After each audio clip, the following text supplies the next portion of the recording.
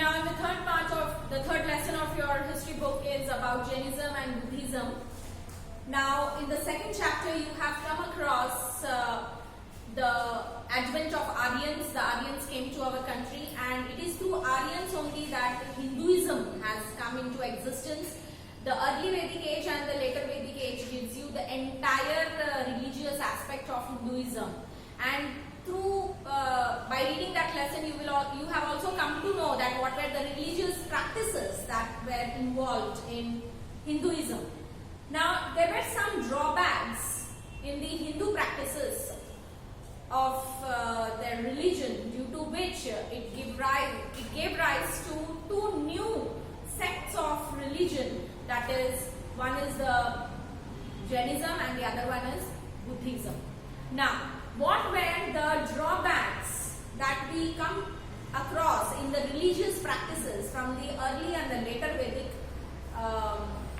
religion is, one is that Hindu rituals and customs were very complicated, and their religious practices were also very complicated. Their yajnas were very complicated, and excess of animal sacrifice for even a small yajna or a big yajna or whatever it is, for every worship they used to give a large number of animals sacrificed.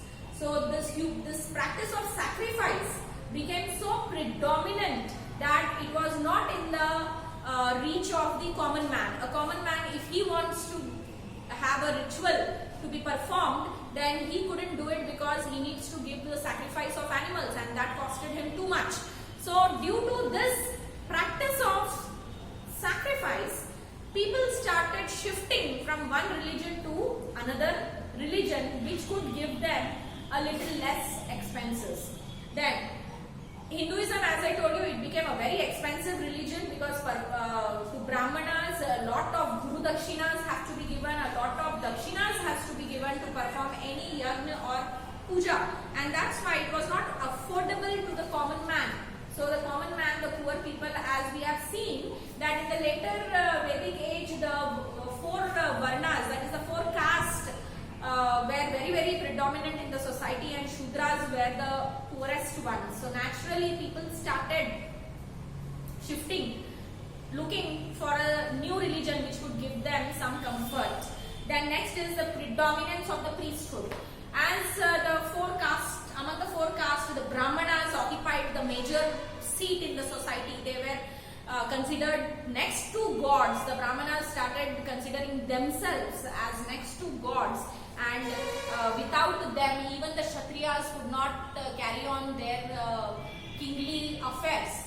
So because of the predominance of the Brahmanas in the society, they started exploiting the other varnas, other castes in the society, due to which they started looking for a new religion. Then the language, the hymns, the prayers that we have seen in the Rig Veda, Sam Veda, Atharvaveda and Yajurveda, all these were actually written in Sanskrit, and it was not possible for a common man to chant them, to even pronounce them.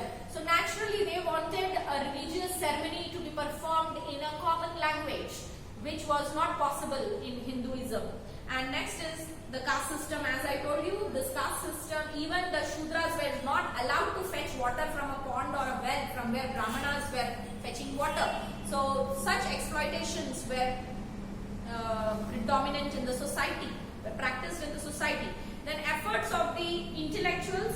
Now caste distinctions, class hatred, ritualism, expensive sacrifices, all these things led the people to shift to a different caste, and at that particular time even Mahavir and Gautam Buddha, they belonged to actually Kshatriyas. They were Kshatriyas, they were kings, but these kings, they could understand what evil was going in the society, what wrongs were going in the society, and then they started bringing about a new class of belief or a new faith among the people, and that actually brought these two religions to come into existence, that is Jainism and Buddhism. Now, Jainism we consider Lord Mahavir as the founder of Jainism, but actually he was the later Tirthankara.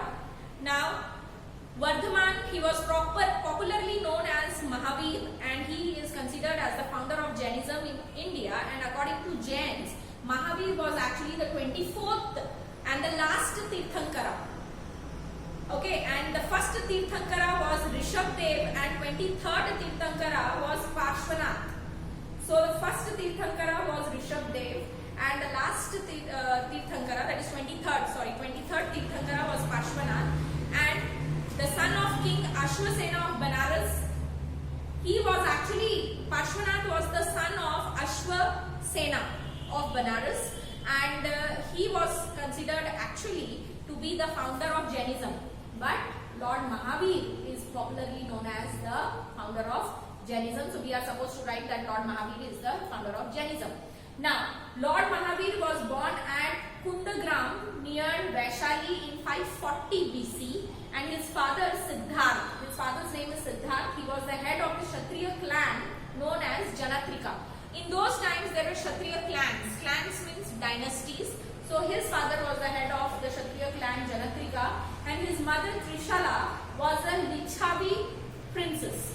And Mahavir was a well-educated and married, and he was married to Yashoda. They had a daughter who married Jamali, and who became the first disciple of Mahavir. So Jamali is the actually son-in-law of Mahavir, who became his first disciple.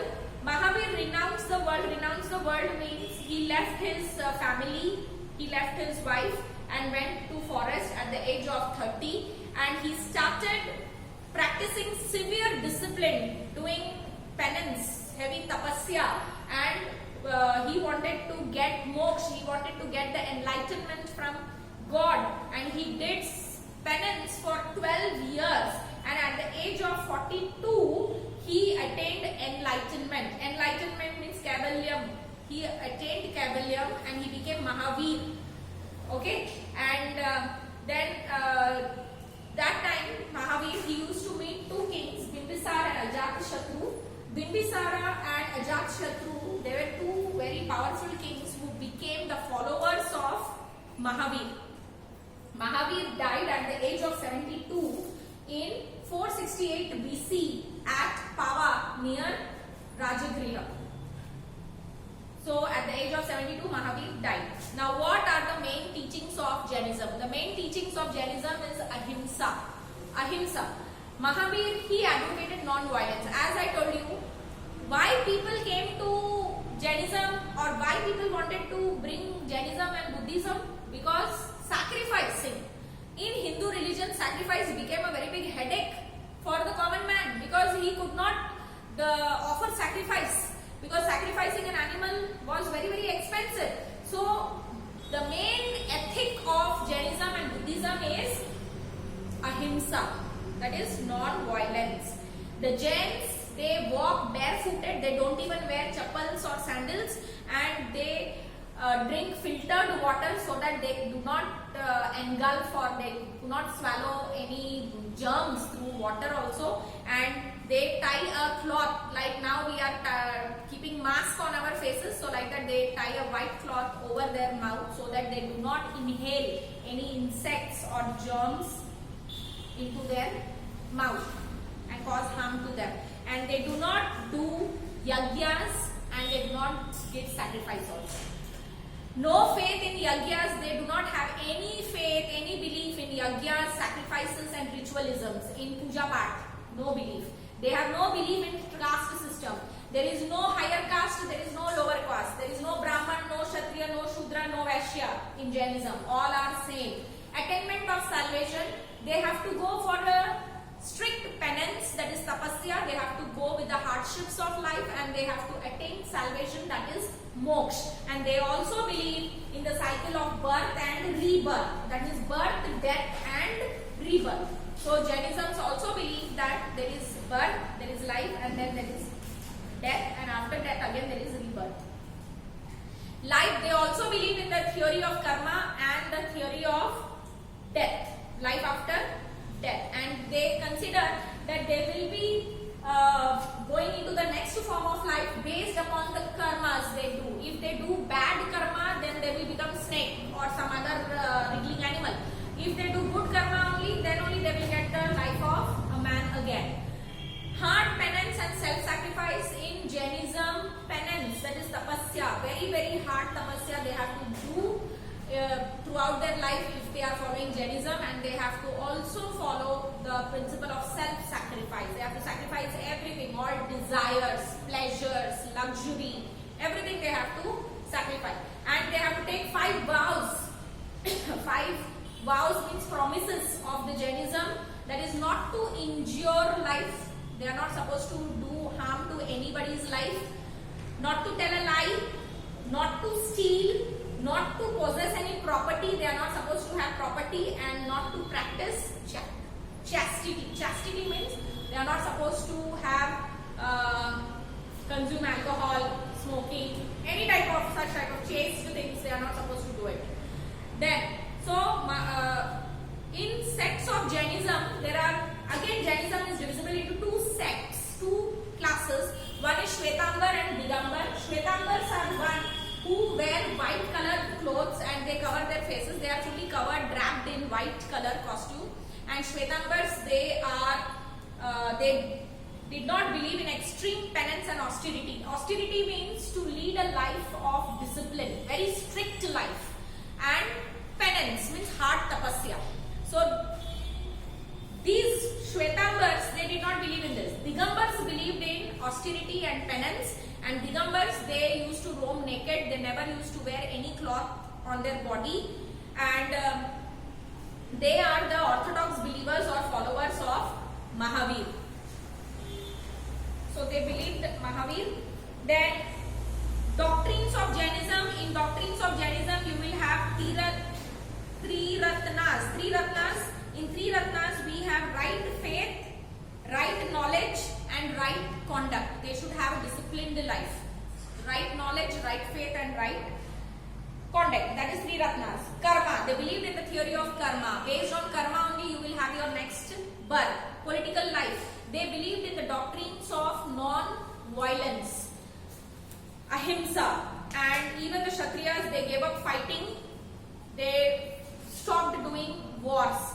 Social life, there was no varna system or caste system. Everybody enjoyed the equality of men and women, and there was a faith in non-violence. Religious life, they did not practice sacrifice, rituals, customs. All this was removed. All social evils were removed. Cultural life, yes, Jainisms, they gave a lot of importance to sculptures, making architecture, art, sculpture. They built stupas, monasteries, temples. Hindus, they did not believe temples first. It was after Jainism and Buddhism that Hindus also started making temples. Why? Because we have seen in the up to the later Vedic age, people, they used to worship under the sky, open air. They used to worship in open air, not in any closed structure. Now we can see several sacred temples made by these Jains at Parshuvam Hill, Pavapuri in Bihar, Rajgriha, Girnar, and Mount Abu. The Jain temples at Mount Abu in Rajasthan is very famous. Then the Hathi Gumpad cave in Orissa, the Indra Sabha cave at Ellora, and Lion cave in Udaygiri. They are the fine specimens of the Jain art. And a colossal statue, a very huge statue of Gomateshwara is situated at Shravan Belagola in Karnataka. It is about 70 feet statue, and their Jain scripts have major works have been written in the Prakrit language. It is not written in Sanskrit, it is written in Prakrit language, and they are known as Angas. And in Sanskrit also they developed the books on grammar and politics. Poets, there were some Sanskrit poets and they have written some books in grammar. But the Jain religion is written in Prakrit language, not in Sanskrit language, and Prakrit language was the language which was practiced by the common people. That you have to understand. Okay.